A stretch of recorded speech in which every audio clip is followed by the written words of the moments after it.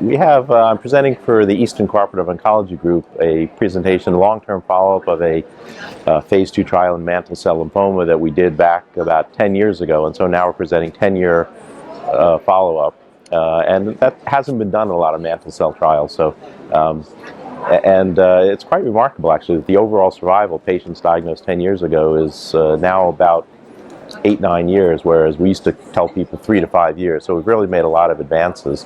And more importantly, we show that in young patients with low-risk disease, which are often the exact people who go to bone marrow transplant, that the survival is, median survival is over 10 years. And so people look at bone marrow transplant and say, oh, look at this long survival, it must be because of the transplant.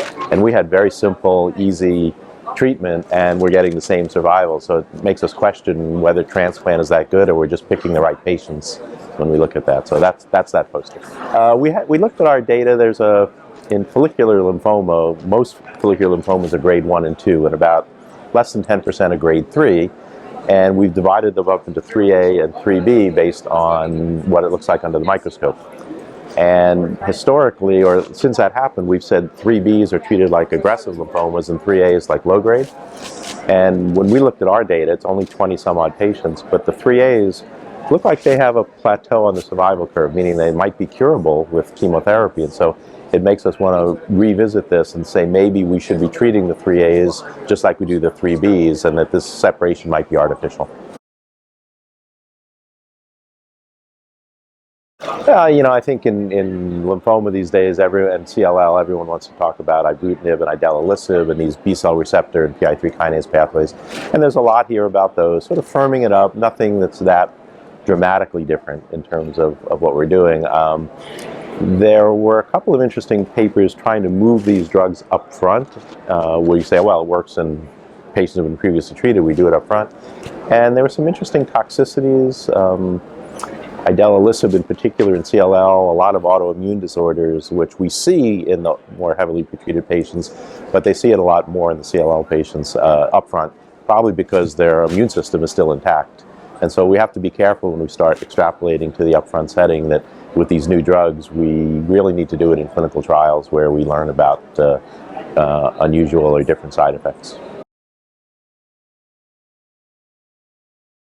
So the other area that I think everyone's excited about in heme malignancies in general, but is these immunotherapies, and particularly at this meeting, a lot on the chimeric antigen receptor T cells, or CAR T cells.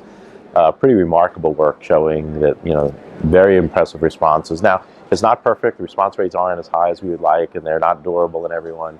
But you can see on the horizon.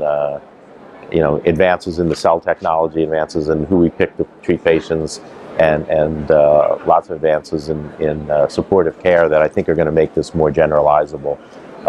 And even right now, everything's targeted to B cells, CD19, but a lot of the work on new targets. So I think this field is going to be just expanding exponentially over the next few years.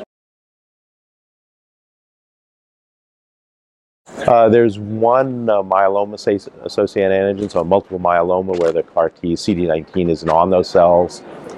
So there's a new target in myeloma. There was some work not really related to heme, but solid tumors, there are some new targets, brain tumors and pediatrics. So I think that the field is basically saying there really is not a target that we can't approach with these cells. And there's about 3 or 4 different competing technologies, and we're still trying to learn which one is better, which one's better for which situation. There was an amazing finding, I thought, that patients with relapsed aggressive lymphoma who went through an allogeneic transplant and their disease had come back, so these are really bad patients, and you could make CAR T cells from the donor, not from the patient, the donor T cells, put them back, no chemotherapy, no nothing, just one infusion of CAR T cells with very impressive responses. So it was, I thought that was a remarkable demonstration of the power of this technology. There's a late-breaking abstract of bendamustine rituximab with or without idelalisib. And it's a randomized phase 3 trial, which is always the coin of the realm. We always want randomized phase 3 trials.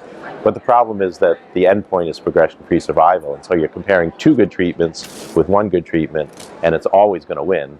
And so the question is that now the new standard, or could we do one treatment and then the next treatment later, which would be less side effects, less cost? So I think when people interpret those studies, they have to look at that. But I'm interested in hearing that.